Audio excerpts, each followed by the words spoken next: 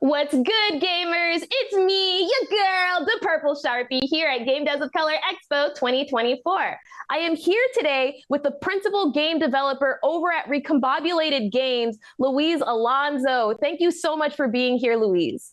Thank you, Sharpie. I'm really excited to be here. I am really excited to talk to you about this brand new project that's coming out to be announced called SpaceBoat. Can you tell us a little bit more about it? Sure. SpaceBoat is a narrative game, so a lot of focus on talking to characters and exploring a world. And you get to play as a space cat that gets to investigate in a kind of a Mass Effect style, non-combat style game in a world where there's Muppets and an intergalactic incident. Ooh, speaking of Muppets, I'm not going to pull y'all string anymore. Let's go ahead and run that trailer. From a developer that brought you Mass Effect 3 and Dead Space 2 comes a new narrative adventure. Explore worlds filled with carpet-based lifeforms. Meet the crew of the intergalactic cruise ship Princess Andromeda. And help the galaxy's greatest space cat detective stop a shape-shifting jewel thief before it's too late. Set sail with Inspector Domino for an adventure of interplanetary proportions in SpaceBoat. So Luis, I'm really happy that we had an opportunity to see that trailer because I feel as though it really highlighted the game in a super duper positive way, which is to showcase how expansive it is, how polished it is, and how colorful it is in general, which I think is actually a real testament considering the fact that you are only one of two people over at Recombobulated Games. Is that correct? Yeah, that's correct. My wife and I are running Recombobulated Games, but I'm the principal game developer for the game. So everything that you see in the demo, pretty much 95% of it, let's say, is my work. Very amazing. And I actually want to just focus on that aspect, which is, once again, that you all are a two-person team, that you all are coming out with this demo. It's currently available right now on Steam, Steam Deck, Xbox One, Xbox Series S and X, PlayStation 4, PlayStation 5, and you're currently in works trying to get the demo on the Nintendo Switch. Talk to us about what that was like as a two-person team, putting your demo on all these different platforms. Yeah, so even though we're just two people, we do have a lot of experience. So in my case, I've worked in AAA for like 20 years or so, at least over 20 years anyways. And I've had to port games and also get them certified with Microsoft and all that. So it was a lot of work, but I already know basically what you need to do in order to get through these all these platforms. So I was able to leverage from that experience and be able to create it. Now, for Nintendo, even though I built the game so that it would scale well on all platforms and I wouldn't have to redo a lot of work to be able to do that. I made it so it's scalable. One of the problems we hit with Nintendo, unfortunately, is that they wouldn't allow us to put up a demo simply because there's no monetization next to it. So we can put up a demo if there's another product next to it that you can purchase. So hopefully, I hope they change that requirement to put up stuff on their store because it kind of hurt us a little bit. But anyways, it's for everybody else like Sony and PlayStation and Xbox and Steam.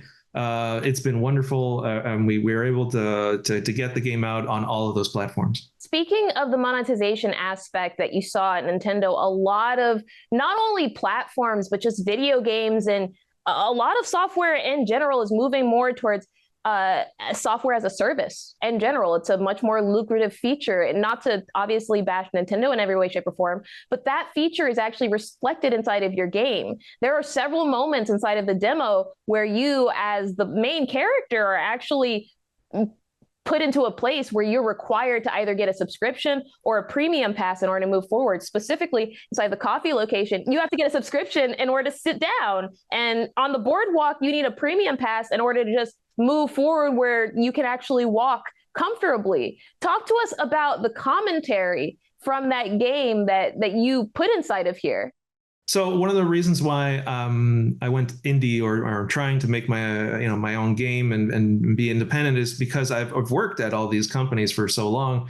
I've seen I've seen a lot of things that the companies I was working for were doing when they would put it on the market, and unfortunately, I didn't agree with a lot of the stuff that they were doing, and I don't necessarily agree with how they're monetizing games today. So I wanted to make sure that the game had that commentary in it, but I don't want to put it, too on the nose either, because it would become a little bit preachy as a game. So I decided to, keep it light and create layers so that anybody who's playing it, if it's a young child that's playing it and they're playing with their parents, they're not going to get those jokes, but the parent might if they're in the know of how things are being monetized these days. I mean, it's not just games. You have all these companies that you buy a car and the seat can heat itself, but it's not accessible unless you have a subscription, or your printer can't print unless you have a subscription, even though you have the physical hardware there, and there's no reason why it wouldn't be able to print. So the commentary is there, but it's a layer that I'm definitely making a lot of commentary there, but hopefully it'll get the conversation going, especially if the family's playing, then they understand these kind of concepts. Do you imagine that the referential humor and the satire that you have littered throughout the game is something that not only will a singular player my age, which is to say late 20s, early 30s, would enjoy, but also a teenager would enjoy, specifically because I want to call attention to two different members inside of the game that I personally enjoyed. As an African-American woman inside of my early 30s, I saw a character named Firework Andy, and I also saw a robot called Karen, which is, short for Karen, which just absolutely tickled me, viewer. I just want to say, beautiful touch there. Amazing touch, Louise. Thank you. But Firework Andy, he actually announces himself as, and I quote, fourth wall breaking character put here by game developers to help you. So I know you say that the game isn't preachy. In fact, I would almost call it, once again, satirical or campy in nature for the way that it uses comedy to start fun, laden conversations, especially between different generation gaps. But I would love to hear more about how you decided to put the narrative and make it more fun than preachy in this sense. Yeah, so like I mentioned, there's layers. So for example, there's a character named Premium Dale. He's an actual whale. So if you're in the know and know what a whale is in games, then you know right away what he's about. And he's a premium lane all by himself. The thing is, though, if a kid plays it and doesn't know about any of that, they still get a kick out of seeing a space whale be a big jerk to them, right? They like I've seen lots of them. Yeah, he's got all kinds of special privileges and such. But at the end, that's a big narrative there that I have for that character, because you also realize that he's being taken advantage of by these companies. So he's also a victim in that scenario, even though he might be a big jerk. He's still a victim of like the predatory nature of some games. However, a kid that's watching it just sees a big jerk, and when they get the option to be able to eject him off the seat, they're happy to be able to do it. When you talk to Karen, I did what some people refer to as an Uno Reverso Karen. So you get to ask her to be able to bring her manager, because she's just basically a wall that's there by many. Like you see this in many companies. Like some groups are put there just to create a barrier between certain departments. And when you go there, they create a problem and then they sell you the solution while you're at that place. So Karen is a special character for me, because it also subverts the concept of what a Karen is, and you actually end up being what we consider a Karen by asking for her manager. And but then you can see like her reaction to that is like, I am the manager. Yeah, it's the ultimate move. But also Andy was important, and Andy came up because we noticed that because it's a narrative game, and we're trying to stay away from like the point and click kind of mechanics, because point and click doesn't really blend well to like if you're using a controller and stuff like that. So I try to reimagine what a point and click game would look like. And you also have to consider a point and click game is already the third version of the original version, because you have like before point and click, you would type what commands you wanted. For like the original King's Quest, for example, you would walk around and type and say, pick up this and do this and walk, and you'd be able to walk around. But before that, it was just full text. There wasn't even any graphics or anything. So we've been reimagining what a narrative game is, and somehow we just kind of stopped in a way. So SpaceBoat is an exploration of what a narrative game could become as well. And one of the things that we found is that some people don't, it could be a streamer too that's just talking to chat, loses track of what they're doing, gets frustrated with some of the puzzles or some of the things that you have to do.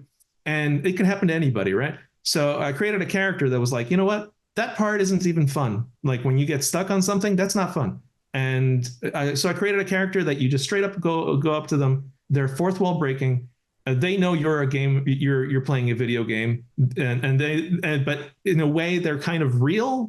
So for some people, because it's like this character exists in the game and it's self-aware, so it's a fun character to explore, and it helps players find way through things that are frustrating. In some cases, what the old, let's say the old point and click games were a little bit frustrating for that, and I didn't want to have like a book or something that would just give you answers. It's fun to go talk to a character, yeah. And get some snarky comment. Very, very true. I just want to say once again, I really appreciated Firecracker Andy. I really liked him a lot. Like every single line that he said, I was just like, man, I wish I could have been playing this with my husband. I was like, he would love this so much. I'm loving this. I always just, I have a soft spot in my heart for punny characters that are fourth wall breaking, Moving on to the very next mechanic inside of the game I want to talk about, I'd love to talk about the mobile undercover evidence locker, which is something that Domino uses to kind of hide her presence and move about this universe that isn't very kind or polite to cats. Specifically, it goes by the acronym MULE. Which I think is better aptly known as a Muppet mech suit for all intents and purposes. Talk to us about the importance of the Muppet mech suit inside of this universe as it allows Domino, the main character, to traverse around it, and how you came out with this mechanic. Sure. Actually, it's a really interesting question because first off, like the Domino is based on our cat, Domino. So when we're trying to, introduce people to our cat in a way and what we think her personality would be like.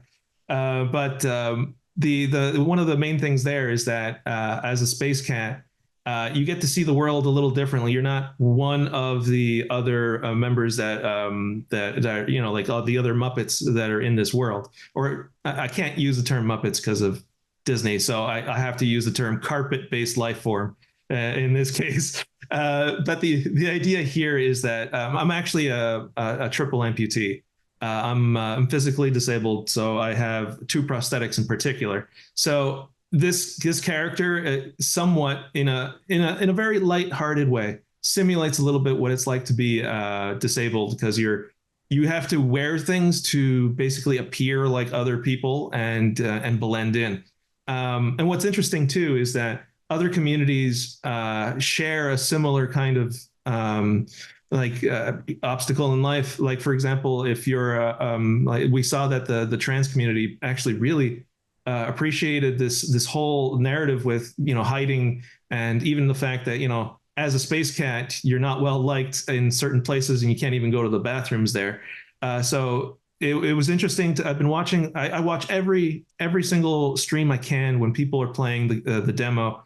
I try to watch it because first off, it's good feedback and I'm listening to what they're saying to improve the game. But also I'm watching to see if it's striking a chord with people. And I noticed that certain communities really appreciated the nature of being a space cat hidden in plain sight and blending in with carpet-based life forms. Thank you so much again, Louise, for spending time with us again. I know. I keep layering on the praise about two-person teams, but I really want to thank you, especially for kind of personifying exactly what indie is and moving spaceport to what games should be, which is a reflection of the people who create them and a reflection of what the culture can and should become. Thank you again, Louise. Thank you very much for having me here. Everybody, that's going to do it for yet another game developer interview here at Game Devs of Color Expo 2024. If you've seen this interview and you are personally excited to go ahead and check the exclusive boat that is SpaceBoat, make sure that you wishlist it on Steam right now and check out the Steam page for a very special link to the Kickstarter. Be a part of the solution. Join the SpaceBoat Collective and get over to that Kickstarter. We'll see you later with even more GDOC Expo 2024.